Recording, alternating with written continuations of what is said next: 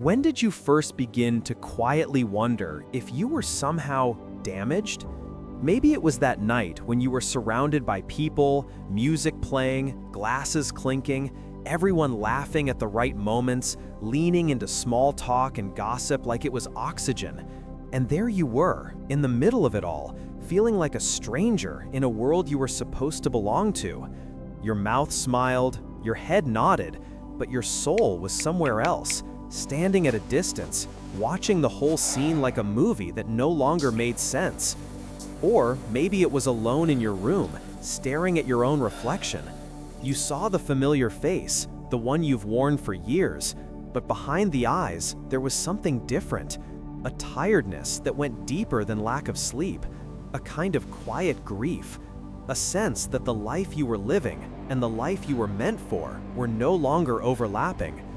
Perhaps it came after another conversation that skimmed the surface, when people asked, "How are you?" but didn't really want to know.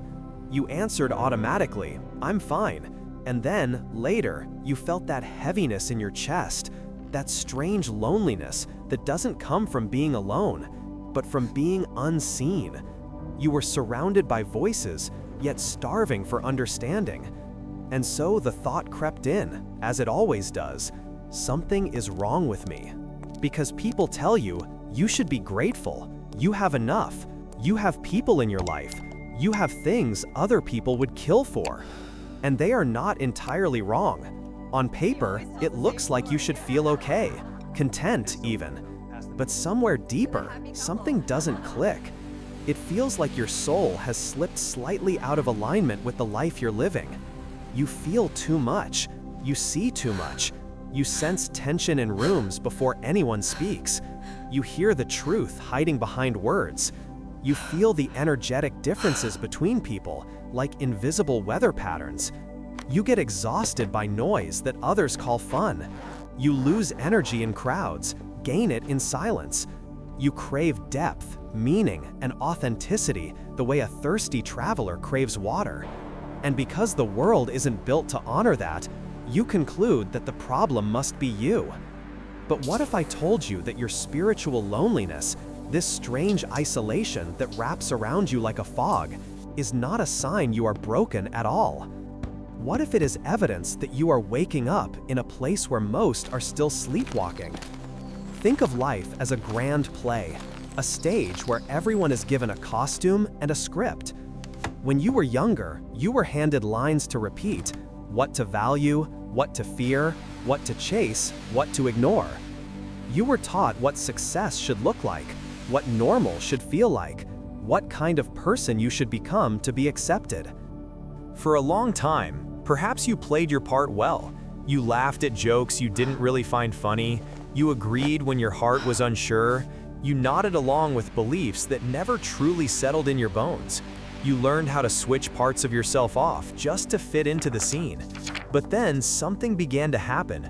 Slowly, subtly, something in you refused to keep sleepwalking. Maybe it was a heartbreak, a loss, a collapse of something you thought was stable.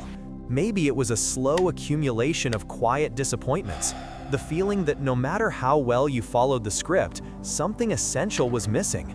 Or maybe it came out of nowhere, like a sudden flash of lightning in a clear sky, a moment of clarity where you saw the roles, the masks, the illusions. Whatever the trigger was, you started to wake up. You began to notice that the conversations everyone clung to were mostly distractions. The endless chase for more felt like running on a treadmill going nowhere. The drama, the comparison, the competition all started to look like a game invented to keep people from asking deeper questions. And here is where the loneliness began to grow teeth. You stopped resonating with certain friends, but you didn't yet know how to find new ones. You couldn't go back to pretending, but you didn't know how to move forward either.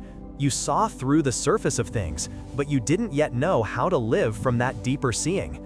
You found yourself in a strange middle ground, an invisible borderland between the old world and the new. You are not who you used to be, but you are not fully who you are becoming. And that in-between space can feel like exile. Spiritual loneliness is the echo of this exile. It is the feeling of sitting between worlds. The old world no longer fits, The new world has not yet fully formed. You feel like a migrant soul, standing at a crossing point with no clear map, only a quiet inner compass pointing away from what you once were. There is a powerful metaphor for this: the chrysalis. The caterpillar, when its time comes, doesn't simply grow wings and fly away. It dissolves. It wraps itself in a cocoon, and its old form literally breaks down. Its structures liquefy. If you looked at it halfway through the process, you wouldn't see a tidy transformation. You would see what looks like a mess. Not caterpillar, not butterfly, just a strange, formless in-between. If we judged the process too soon, we'd say, this creature is finished, it's ruined, it has lost its shape. But that would be a misunderstanding. What looks like destruction is actually sacred reconfiguration. Your spiritual loneliness is your chrysalis. Your old identity is dissolving. The roles you played, the masks you wore, the beliefs you borrowed from others, all of that is melting down. You no longer fit inside those forms. But your new wings aren't strong enough yet to carry you into a new life. So for now, you hang in the in-between. You feel hidden. You feel suspended. You feel like you have lost yourself. You haven't lost yourself. You are losing what is not yourself. The world told you that if you feel lonely, you must fix it. Go out more, be more social, be more like them. So you try. You show up at gatherings. You engage in conversations. You push yourself to be present in spaces that drain you. But afterward, the emptiness returns even stronger because you've betrayed your own inner truth just to avoid feeling different. This is where the old belief kicks in again. I must be broken. Why can't I just be normal? Normal in this case often means numb. A large part of society functions by numbing itself, numbing intuition, numbing sensitivity, numbing the discomfort that naturally arises when something is out of alignment. If your heart refuses to numb, you will feel what others have pushed down. That does not make you defective. It makes you honest. Imagine yourself as a finely tuned instrument placed in a room of out-of-tune instruments. When everyone else has accepted the discord as just how it is, you are the one who hears that something is off. Not because you are wrong, but because you are tuned more sharply to truth, harmony, and depth. Of course it hurts. Of course it makes you feel alone, because very few people are willing to listen that deeply. But here's the dark truth hidden inside this pain. Your loneliness is not just happening to you, it is working on you. It is working on you. It is stripping away your dependence on external approval. It is removing your addiction to noise. It is forcing you to sit with yourself long enough to actually meet the one person you have been avoiding in all the busyness, your own soul. When there are no distractions left, you begin to hear questions rising from within you. Who am I if I am not performing? Who am I if I stop chasing what everyone else is chasing? Who am I when the masks fall away? These are not questions of a broken mind. These are questions of an awakening soul. Your loneliness also serves as a filter. As your vibration shifts, you can no longer tolerate certain dynamics. Relationships built on pretending, exchanges built on drama, connections held together by fear or obligation. You may feel guilty for pulling away. You may blame yourself for not trying harder. But what is really happening is that your energy is refusing to compress itself back into a smaller version of you. The friendships that fall apart, the groups you no longer fit into, the paths you can't force yourself to walk anymore, they are not examples of your failure. They are examples of your soul's refusal to continue shrinking. The universe, in its own mysterious way, is clearing space. If your life stayed packed with noise, crowds, and constant stimulation, there would be no room for new things to enter. No room for people who truly resonate with your depth. No room for the version of you that exists beyond the script. So loneliness often comes first, like winter before spring. You stand in the bare landscape of your life, branches exposed, no leaves to hide behind, and you think, this is the end. But in truth, it is preparation. The soil is being cleared. The old roots are being disturbed. New seeds are being planted in places you cannot yet see. From the outside, this phase looks like isolation. From the inside, it feels like disconnection. But at the deepest level, something else is happening. You are being reintroduced to yourself. You are learning what kind of energy your body can handle. You are learning what kind of conversations nourish your spirit. You are learning which connections were built from fear rather than love. You are learning what your truth feels like when everything else is silent. This is why you must stop telling yourself the story that you are broken. Every time you repeat that belief, you turn this sacred initiation into a pathology. You treat your awakening like a disease. You keep trying to medicate and distract yourself back into the very sleep you were born to grow out of. You are not meant to cure your spiritual loneliness the way you would cure an illness. You are meant to walk through it, to let it refine you, to allow it to strip away everything in you that was built on pretending. There will come a time when the emptiness you feel now begins to change. What once felt like a void will become space. The silence that now feels heavy will become a kind of gentle companion. Your own presence, which you once tried to escape, will start to feel strangely peaceful. And slowly, quietly, without announcement, you will start to notice something. The more you live in alignment with your truth, the more your external world begins to mirror that truth back to you. You will meet people who recognize you without you needing to shrink or perform. You will find places that feel like home to your nervous system. You will sense opportunities that match the person you are becoming, not the role you were given. But this evolution begins with a single, radical shift. Refusing to see yourself as broken just because you do not fit into a broken world. You are not the glitch in the matrix. You are the one who has begun to see the matrix for what it is.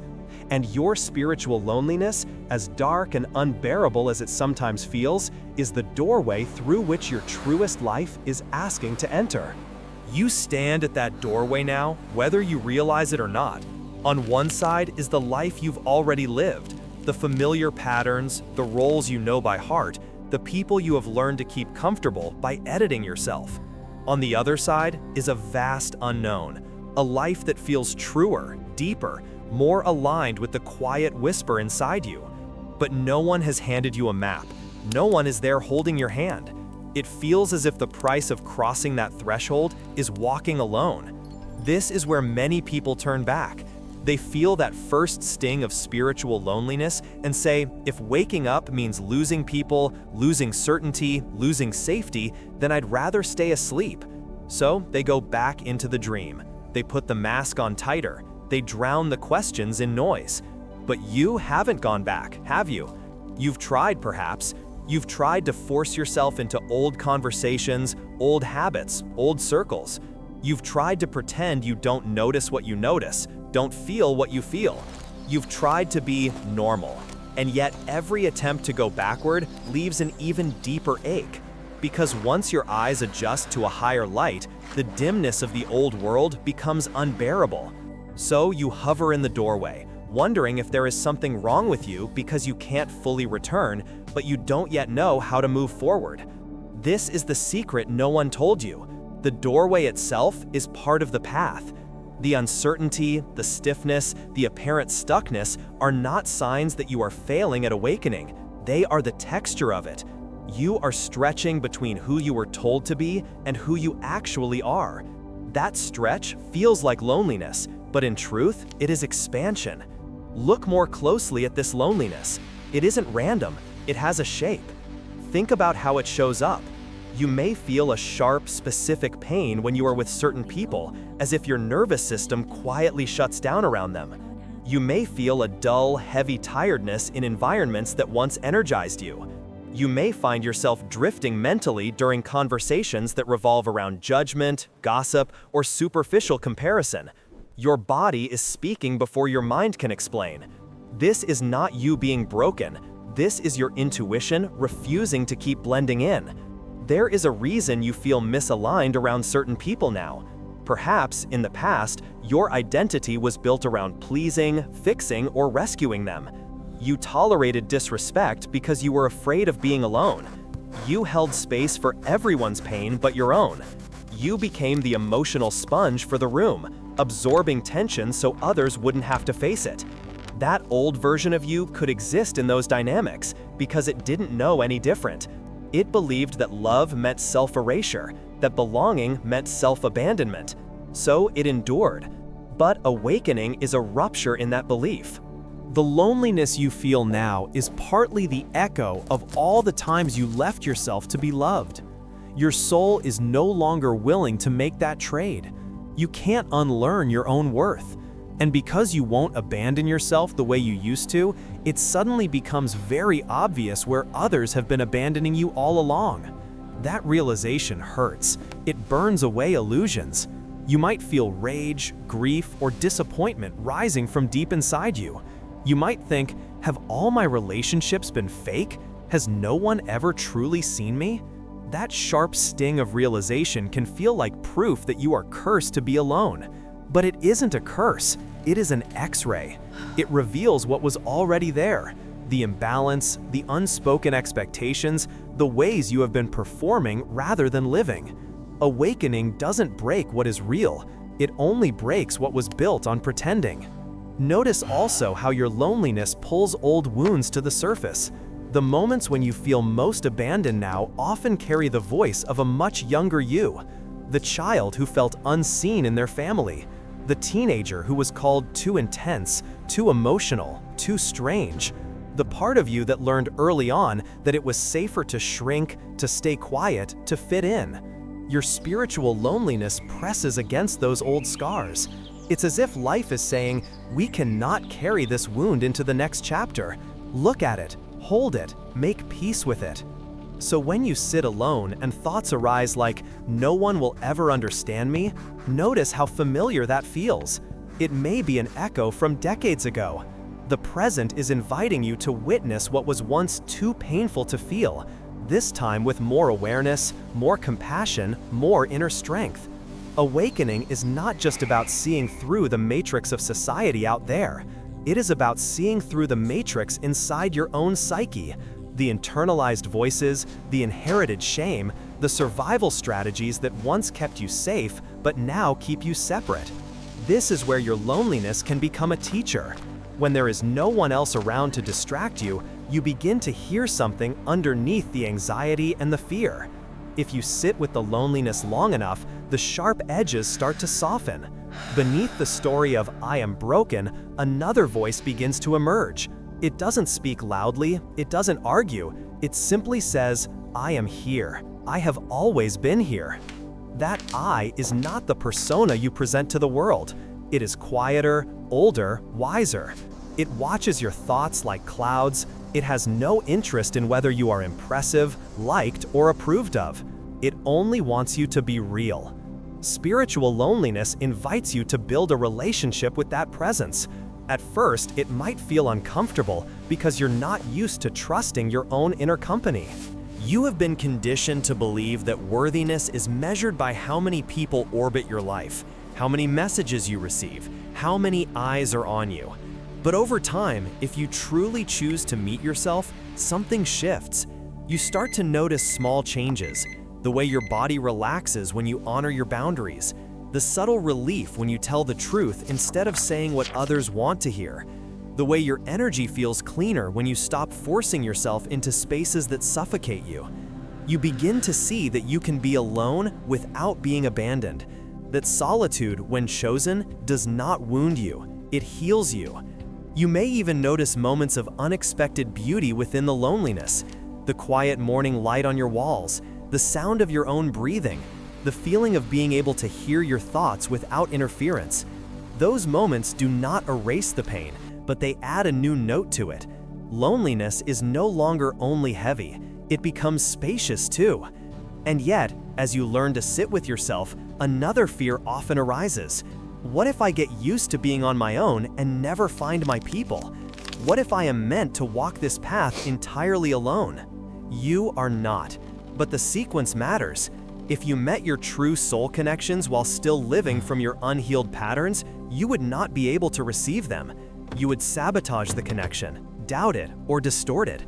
You might cling, perform, or hide your true self even with those who are capable of seeing you. The soil of your inner world would not yet be ready for the roots of that kind of relationship. This is why it seems that the universe waits. First, it empties. It takes away what is false. It isolates you from what drains you. It strips you down to your essence. Only then, when you have learned to stand in your own presence without collapsing, does it begin to guide you toward others who vibrate at a similar truth. Loneliness, in this sense, is like the clearing of a forest after a fire. The old trees, the dead branches, the tangled undergrowth are burned away. For a time, the landscape looks devastated, barren. But that exposed ground is exactly what allows new life to take root. Seeds that were buried now feel the sun. New forms of life, better suited to the changed environment, can grow. You are in that cleared space. You are in the season where old identities have burned away, and the new ones are still seedlings. It is easy in this time to mistake the emptiness for failure. But if you look closely, if you feel into your own being, you will sense small shoots of something emerging. A bit more honesty with yourself, a slightly stronger boundary, a clearer sense of what you will and will not tolerate. These are not small things. They are the foundations of the life you are moving into. There is also another, subtler transformation happening. Your loneliness is refining your perception.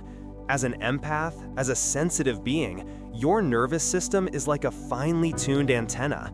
In the past, you may have used that sensitivity to scan the room for danger, to anticipate others' needs, to keep the peace at your own expense.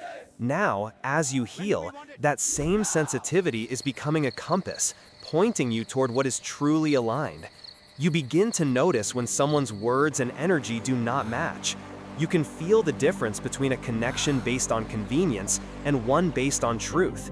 You notice which spaces leave you feeling hollow and which leave you feeling quietly nourished. Spiritual loneliness might still accompany you, but it becomes less of a verdict and more of a guide. When you feel that deep inner emptiness spike in a particular environment or relationship, you recognize it as a signal. Something here is not resonant with who you are becoming.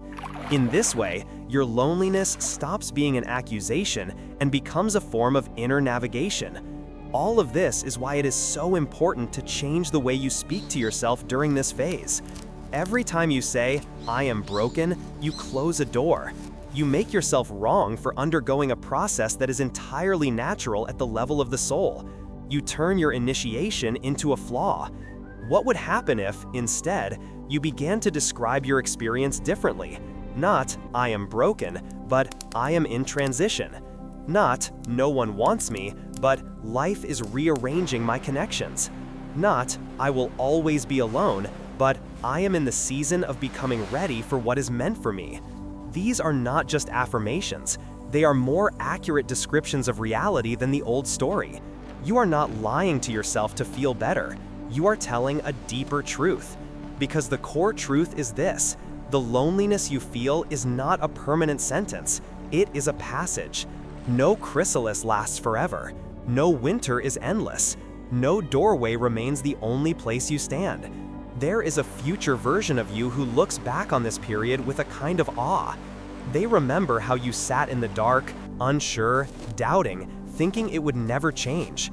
They remember how you wanted to give up, to go back to sleep, to settle for a life that didn't fit, just so you wouldn't feel so alone. And they are grateful you didn't. They are grateful you stayed with yourself long enough for the next chapter to unfold. You don't have to know exactly how that chapter will look. You don't need to see the whole path. You only need to stop attacking yourself for standing at the threshold. You are not broken because you feel spiritual loneliness. You feel spiritual loneliness because you are outgrowing what once broke you. There is a moment, often unnoticed, when the story you have been telling yourself begins to loosen its grip. For so long, the narrative has been, "I am alone because I am flawed. I am lonely because something is missing in me." This story has wrapped around your heart like a tight band, and every experience of distance or rejection has seemed to prove it true. But if you've come this far, if you have listened this deeply, something inside you is already starting to question that narrative. You are beginning to sense that your loneliness is not just an absence, but a presence of something new arriving, a presence of a self that refuses to abandon its own truth. It can be helpful to imagine that there is a wiser version of you, far beyond time, watching all of this unfold with a kind of loving patience. They see you sitting alone in your room, wondering what is wrong with you. They see you scrolling through memories, picking apart every conversation, every relationship, trying to find the exact moment where you became too much or not enough.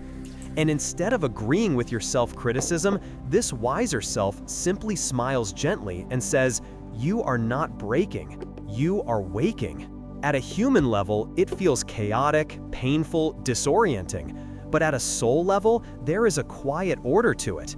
You are shedding layers that cannot come with you into the life you are meant to live. The beliefs that kept you small, the patterns that kept you looping through the same wounds, the roles that required you to be everything to everyone but yourself, all of that is being loosened. Loneliness, in this context, becomes a kind of sacred pause. It interrupts the old momentum. When you no longer have the same people to distract you, when you no longer have the same dramas to keep you busy, when the noise dims, you finally have a chance to ask the questions that really matter. What kind of life feels honest to me? What kind of love allows me to remain myself? What kind of environment helps me feel alive instead of drained? What kind of expression actually reflects who I am inside? These questions are not the inquiries of a broken person. They are the beginning of an authentic life. The great mistake is to think that spiritual awakening will make you immediately feel more connected, more blissful, more one with everything.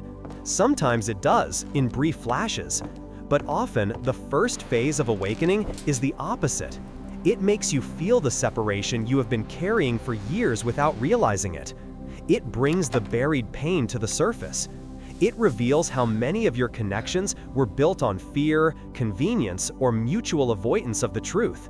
To become truly connected, you must first see where you have been falsely connected. To experience genuine belonging, you must first feel where you never truly belonged. It is a harsh medicine, but it is medicine. As you swallow it, something beautiful begins to occur. You start to release the idea that you must earn your right to exist through usefulness, performance, or constant availability to others. You see how often you have bent yourself out of shape just to keep someone from leaving. You see how often you have silenced your own needs just to keep the peace. And slowly, one decision at a time, you begin to choose differently. You say no when you mean no, even if it disappoints someone. You leave a conversation that feels shallow, even if it makes you look cold. You stop chasing after people who repeatedly show you that they can or will not meet you where you are. At first, these choices might increase your loneliness. You might feel the sharp edge of emptiness when you no longer have those familiar distractions and patterns to fall back on. But beneath that initial sting, another feeling begins to grow, a sense of self-respect, a sense of inner alignment, a sense that, for the first time, you are no longer abandoning yourself for the illusion of connection. In this way, your loneliness is restructured from the inside out. It becomes less about "no one wants me" and more about "I will no longer betray myself just to be tolerated." This shift is profound, because once you are no longer willing to trade your authenticity for company, you become available for a different kind of connection altogether. You begin to emit a clearer signal, the signal of someone who may still be tender, still be healing, but is rooted in truth. That signal is what draws the right souls toward you, not immediately, not always dramatically, but steadily. Think of the sky at dawn. For a long while, it is mostly darkness with a faint suggestion of light. You could stare at it and say, "Nothing is happening," but you would be wrong. The change is subtle, then sudden.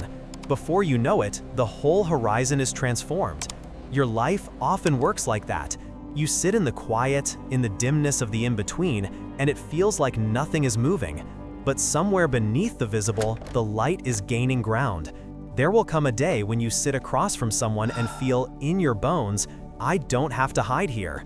You may not have found that person yet, or you may have met them and not recognized them because you were still inside your old story. But as you heal your relationship with your own company, you become able to recognize and receive the ones who can actually see you.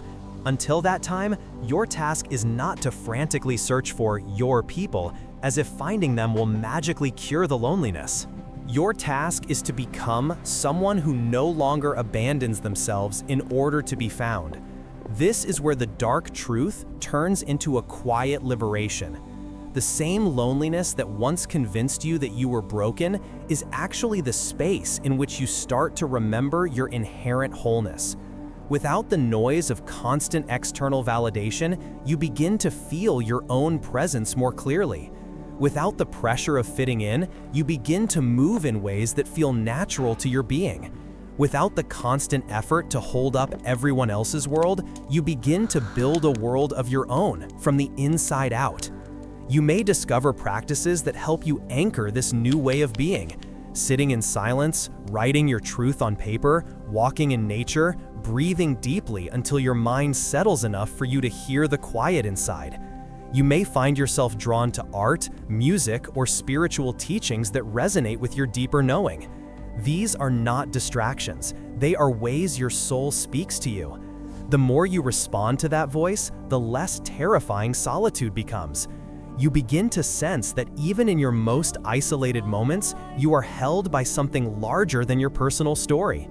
Call it consciousness, the universe, God, the self. The name matters less than the felt reality. There is a field of awareness in which all of this is unfolding, and you are not separate from it. One of the most liberating realizations on this path is that there are countless others moving through a similar process right now. You can't always see them. They might be living on the other side of the planet, sitting in their room, feeling like you do, believing they're the only one. They too scroll through images and feel empty. They too sit in groups and feel unseen. They too lie awake at night and ask, what is wrong with me? In truth, nothing is wrong with any of you. You are all different facets of the same awakening, emerging in different bodies, different cultures, different circumstances. You are like lights switching on in a dark house, one room at a time. At first, each room feels isolated in its brightness, but seen from above, it is all part of the same illumination. You are not the only one. You are part of a quiet, growing constellation. Knowing this may not erase the immediate ache of your loneliness, but it can soften it. It can remind you that what you are going through has meaning beyond your individual life. Your willingness to feel what others refuse to feel, to question what others refuse to question, to stand in the uncertainty instead of numbing it away, this has an impact. It changes the collective field in subtle yet powerful ways. When you heal something in yourself, you don't just heal it for yourself. You heal it in the place where you are connected to everything. This is the cosmic angle of your loneliness that the old story never told you. You are not a malfunctioning piece of the machine. You are the point at which the whole is waking up to itself in a new way. And so, if you can, let these words sink a little deeper than the mind. There is nothing wrong with you for feeling out of place in a world that often celebrates numbness. There is nothing wrong with you for craving depth in a culture that glorifies distraction. There is nothing wrong with you for wanting quiet when everyone else seems addicted to noise. There is nothing wrong with you for needing space, honesty, and truth. There is nothing wrong with you for feeling spiritual loneliness. Your loneliness is not a verdict, it is a doorway. A doorway into a life where you no longer trade your essence for acceptance. A life where your sensitivity is not a burden but a gift. A life where your presence, just as it is, brings a different kind of energy into the spaces you enter. You may not see the full picture yet. You are not meant to. You are not here to control the entire story, only to say yes to the next honest step.